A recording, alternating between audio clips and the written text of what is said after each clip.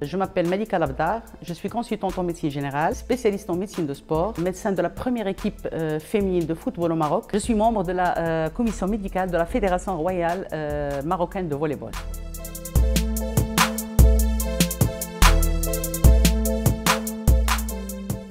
En principe, toutes les disciplines font appel à la médecine de sport, mais il y a des sports qui sont à risque plus que d'autres sports. On note les sports de haut niveau, comme l'athlétisme ou les sports collectifs, comme le football, où on note beaucoup de cas de mort subite, de fractures, de chutes ou de traumatisme crânien. Il y a les sports à haut risque, comme les sports mécaniques, courses de voitures et autres, les sports de montagne comme le ski, les sports maritimes comme la plongée. Et dans ces sports, il y a le risque de chute, de traumatisme, de fracture, de blessure aussi. Et il y a les sports de combat où il y a le risque très important de traumatisme crânien.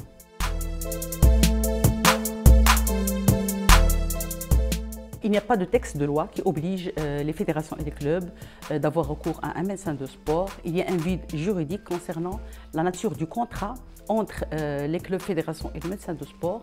La loi 3409 datant de l'année 2010 relative à l'éducation physique et au sport parle de contrôle médical et elle ne parle pas de médecine de sport. Au vu de cette loi, les fédérations et les clubs ne sont pas obligés d'embaucher des médecins de sport.